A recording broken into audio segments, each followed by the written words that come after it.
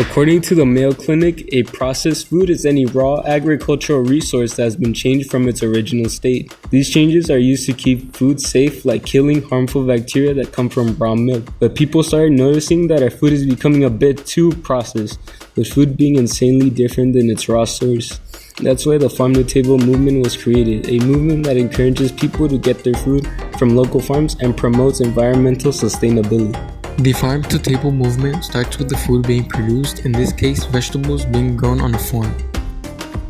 Then those vegetables get sold directly from that farm to a consumer, or the farm distributes the vegetables to a local store or even restaurants for people to buy from there, thus shortening the distance between where food starts and ends up.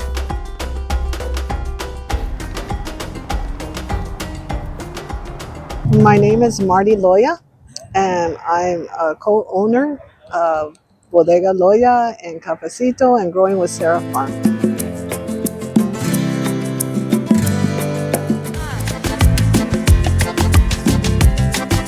This farm was established in 1890, so it's been in existence for more than 100 years. My father grew up on this farm with his godparents. And then, so when he got married to my mom, he had myself and my brother. And as we got older, we inherited the farm and the property. We didn't want to grow cotton because cotton requires a lot of water. So we decided to try and see if we could grow vegetables instead of cotton. So my husband, Ralph, had to work with the soil. So it took us about, I would say, 3 years to get the soil ready. And when we had the vegetables going, we needed a place to sell the fruits and vegetables, and with the help of a grant, we were able to establish Bodega Loya. For the summer and the spring, we have a lot of fruit. We have peaches, we have plums, we have nectarines. Chili, tomato, corn, watermelon, melon, sugarcane. A lot of fruit, and then plus we have carrots. Mexican squash, green squash, butternut squash, spaghetti squash. And other greens as well too. All sorts of stuff. We have different sources, so we sell them to chefs. Desert Spoon has subscription boxes that people get vegetables every week, and we sell it to them. It varies, whoever either contacts them or we contact them, we sell them our produce as well too. We're not certified or organic, but we follow all the organic practices. So we rotate our crops, putting seeds in the ground on a regular basis, because as we sell, then we have to make sure we have enough to be able to keep selling.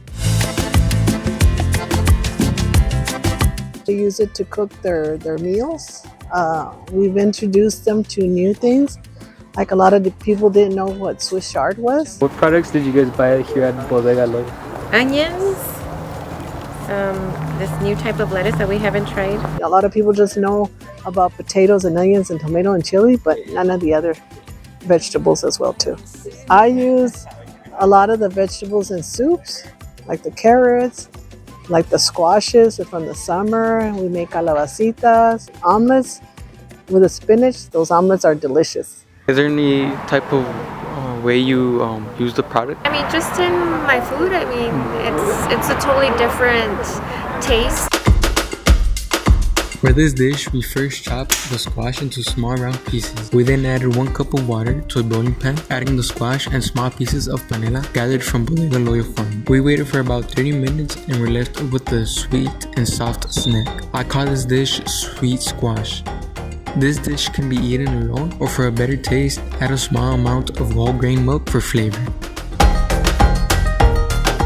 What people don't know is that none of us know where the food is coming from. By the time it leaves the farm till it gets to that store, we don't know how long that's been. Here, we harvest yesterday and now we're selling it today. Or like tomorrow, we'll harvest in the morning and we'll sell the same day. Like you have more peace of mind knowing where the food comes from? Yes, actually, it's wonderful to see something here in El Paso where we're going to get some hand-freshed crops. It's a wonderful thing they're doing.